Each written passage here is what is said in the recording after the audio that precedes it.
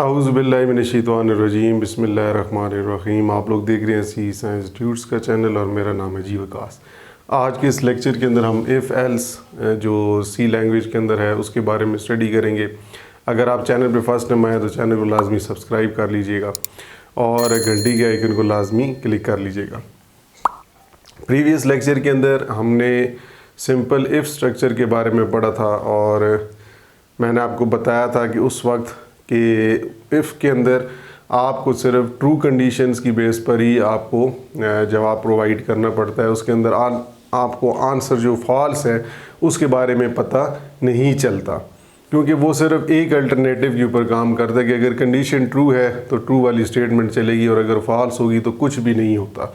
तो ये थी एक लिमिटेशन भी आप कह सकते हैं कि सिंपल इफ स्ट्रक्चर की ये लिमिटेशन भी थी या डिसएडवांटेज भी था। इसी वजह से ये लिमिटेड इन इट्स यूज़ था, मतलब इस्तेमाल में बहुत कम किया जाता है। तो आज हमारा जो टॉपिक है वो है इफ़ एल्स। इफ़ एल्स जो है ये एक स्टेप आगे है इफ़ से रिलेटेड, और इफ़ एल्स के अंदर आपको दो ऑप्शन दी जाती हैं, टू अल्टरनेटिव है। मतलब कहने का ये है कि अगर कंडीशन ट्रू होगी तो ट्रू वाली स्टेटमेंट्स चलेंगी और अगर फॉल्स होगा तो फॉल्स वाली स्टेटमेंट भी चलेगी। इस दफ़ा इफ़ एल्स के अंदर एल्स वाला ब्लॉक भी दिया गया है। पहले सिंपल इफ़ के अंदर सिर्फ इफ़ का ही ब्लॉक होता था। तो अभी हम इसको ज़रा पढ़ते हैं। इसका जो सिंटैक्स है, जो इफ़ एल्स का सिंटैक्स है, सिंटैक्स आपको मैंने पहले भी बताया है, तरीक़ाकार या rules for writing a program. तो इफ़ एल्स का ये होता है जी सिंटैक्स की इफ़ लिखते हैं, उसके बाद ब्रैकेट के अंदर आपने कंडीशन लिखनी है, इसके आगे आपने स्टेटमेंट टर्मिनेटर नहीं लगाना।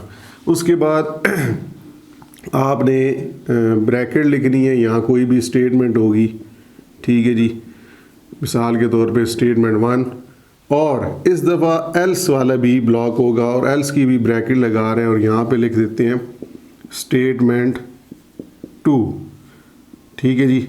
तो ये इसका आप कह सकते हैं सिंटैक्स है। अब इसके अंदर ये देखें, ये जो मैंने पहला एरो आपके ऊपर यहाँ पे नज़र आपको आ भी रहा होगा, ये इस ब्लॉक है इस इफ़ से रिलेटेड, ठीक है जी। ये ब्लॉक ऑफ कोड जो है, ये इफ़ की कंडीशन अगर ट्रू होगी तो ये स्टेटमेंट 1 चलेगी, और अगर इफ़ की कंडीशन फॉल्स होगी तो फॉल्स की बेस पर एल्स वाली स्टेटमेंट 2 जो है ये रन हो जाएगी, ठीक है जी।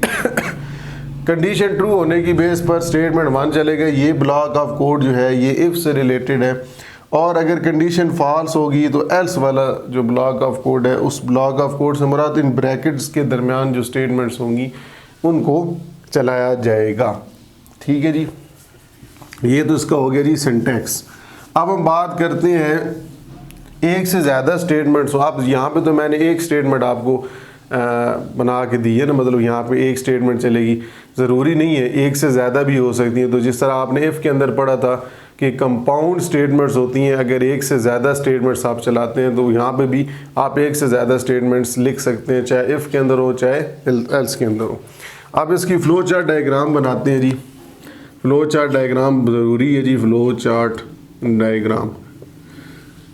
इसके अंदर सेम वही आप इनपुट करेंगे, इनपुट के बाद कंडीशन होती है जी, ठीक है जी।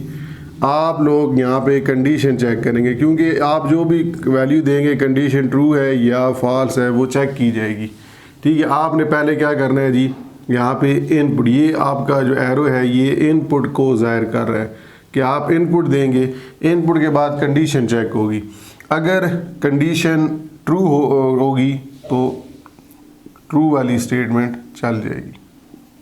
मिसाल के तौर पे स्टेटमेंट 1 अगर कंडीशन ट्रू होगी, और अगर कंडीशन फॉल्स होगी तो आप कह सकते हैं स्टेटमेंट 2, ठीक है जी। अगर कंडीशन फॉल्स होगी उसके बाद ये भी प्रोग्राम क्लोज हो जाएगा और ये भी आउट हो जाएगा, एग्जिट हो जाएगा। तो यहाँ पे ये बता रहे हैं कि आप इनपुट करेंगे, अगर कंडीशन ट्रू होगी तो ट्रू वाली स्टेटमेंट चल जाएगी, और अगर कंडीशन फॉल्स होगी तो फॉल्स वाली स्टेटमेंट चल जाएगी, और उसके बाद प्रोग्राम एग्जिट कर जाएगा, प्रोग्राम को क्लोज कर दिया जाएगा। तो ये है जी फ्लो चार्ट डायग्राम। आप यहाँ पे भी एरो बना सकते थे, मैंने यहाँ पे बना दिया, आप इस तरह करके भी स्टेटमेंट 2 बना सकते थे। ठीक है जी, ये आपके फ्लो चार्ट डायग्राम होगी। अब इसको एक ज़रा एग्जांपल से लेके चलते हैं कि एक एग्जांपल समझते हैं कि इसके अंदर इफ़ एल्स कैसे यूज़ होता है। एक आप जहन में बात बिठा लें कि इफ़ एल्स के अंदर हमेशा जब भी कोई सवाल आएगा तो उसमें 2 आपको ऑप्शंस दी जाएंगी कि मिसाल के तौर पे जिस तरह अभी मैं आपको बताने जा रहा हूँ कि एक प्रोग्राम लिखें जिसके अंदर आप नंबर इनपुट करें और वो प्रोग्राम ये बताए कि ये नंबर इवन है या ऑड। अब यहाँ पे 2 चीज़ें मैं बता रहा हूँ, इवन या ऑड। अब जहाँ पे इस तरह की 2 ऑप्शंस आ जाएं तो फिर वहाँ पर आप इफ़ एल्स का इस्तेमाल करेंगे। कभी कभी सवाल के अंदर ये नहीं बताया जाता कि इफ़ से करना है, इफ़ एल्स से करना है या स्विच से करना है, तो आपको फिर ये ख़ुद डिसाइड करना होगा सवाल को सामने रखते हुए कि यहाँ पे कौन सा स्ट्रक्चर इस्तेमाल किया जाएगा। तो इफ़ एल्स को इस्तेमाल करने के लिए इसका एक हिंट यही है कि जब आपने उसके अंदर 2 कंडीशंस के वेरीफाई करना हो या आपने कोई इनपुट वैल्यू दी और उसकी बुनियाद पर कोई आपको 2 में से कोई एक चूज़ करना होगा, तो फिर 2 से ज़्यादा नहीं, कम से कम 2, तो फिर आप इफ़ एल्स यूज़ करेंगे। तो मैं सबसे पहले हेडर फाइल लिखता हूँ जी, हैश इंक्लूड studio.h। उसके बाद मैं यहाँ पे फंक्शन दे देता हूँ वाइड मेन, फिर डेलिमिटर्स ब्रैकेट स्टार्ट करता हूँ। यहाँ पे अब हमने क्योंकि नंबर इनपुट यूज़र से कराना कि यूज़र नंबर इनपुट करे और वो प्रोग्राम बताए वो इवन है नंबर या ऑड, तो उसके लिए एक वेरिएबल बनाएंगे नंबर के लिए इंट नम एक वेरिएबल बना दिया। अब यूज़र से पूछेंगे तो वो नंबर लिखेगा, उसकी बुनियाद पे हम चेक करेंगे कि वो नंबर इवन है या ऑड। तो पहले वो यूज़र लिखेगा ना, तो उसको लिखने के लिए उससे पूछा जाएगा। उसके लिए हम स्क्रीन पे लिख देते हैं प्रिंट एफ। आप स्क्रीन पे डिस्प्ले क्या करें, इंटर ए नंबर, नंबर को इनपुट करें। आप इनपुट करने के लिए फंक्शन होता है स्कैन एफ।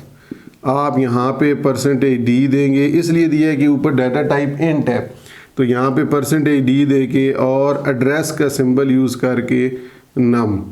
ये मैंने स्कैन एफ के अंदर बताई हुई ये चीज़ें। ठीक है जी, आप जाके लेक्चर देख भी सकते हैं। अब यहाँ पे ये नंबर इनपुट करा दिया, उसके बाद अब यहाँ पे हम कंडीशन लगा रहे हैं कि अगर वो नंबर जिसका रिमाइंडर 2 पे लें वो अगर 0 के बराबर आता है, यहाँ पे मैं कंडीशन लगा रहा हूँ कि इफ़ n मॉडुलस 2 = 0। ये कंडीशन इवन नंबर को चेक करने के लिए होती है कि अगर वो 0 पे उसका रिमाइंडर अगर कोई भी नंबर उसको 2 पे डिवाइड करें, उसका रिमाइंडर 0 के बराबर, ये डबल इक्वलिटी को ज़ाहिर कर रहे हैं। अगर वो 0 के बराबर आ जाए तो क्या करें, तो ब्रैकेट में लिख देते हैं प्रिंट एफ इवन नंबर। और अगर फ़र्ज़ करें कि ये कंडीशन फॉल्स भी तो हो सकती है ना, तो फॉल्स होने की सूरत में हम एल्स वाले ब्लॉक लिख देंगे और एल्स वाले ब्लॉक में लिख देंगे प्रिंट एफ ऑड नंबर, और यहाँ पे ये प्रोग्राम क्लोज। ठीक है जी। अब यहाँ पे आप देखें कि हमने एक नंबर इनपुट किया, उस नंबर की बेस पर हम ये चेक कर रहे हैं कि वो नंबर क्या 2 पे उसका रिमाइंडर 0 के बराबर आता है। अगर 0 के बराबर आता है तो हम कह रहे हैं कि जी वो नंबर इवन है, और अगर नहीं आता तो एल्स वाला ब्लॉक चलेगा कि वो नंबर ऑड है। ठीक है जी। तो ये एक छोटा सा लेक्चर था regarding to if else structure. इससे रिलेटेड आगे प्रोग्राम्स भी इंशाल्लाह कवर करेंगे, और प्रोग्राम है तो बहुत ज़्यादा, लेकिन मैं कुछ ही प्रोग्राम्स करूँगा क्योंकि फिर ज़्यादा ये लेंथी टॉपिक्स बन जाते हैं। तो आप भी ट्राई करें, इफ़ एल्स से रिलेटेड सर्च करें प्रोग्राम्स। तो अगर ये आपको वीडियो पसंद आई, ये लेक्चर समझ आया, तो इसको लाइक कर दीजिएगा। मुझे अंदाज़ा हो जाएगा कि आपको ये लेक्चर कितना समझ आया है। और अगर फिर भी आपको कोई सवाल हो तो कमेंट्स के अंदर आप पूछ सकते हैं। तो इंशाल्लाह नेक्स्ट वीडियो में आपसे मुलाकात होगी। तब तक के लिए अल्लाह हाफ़िज़।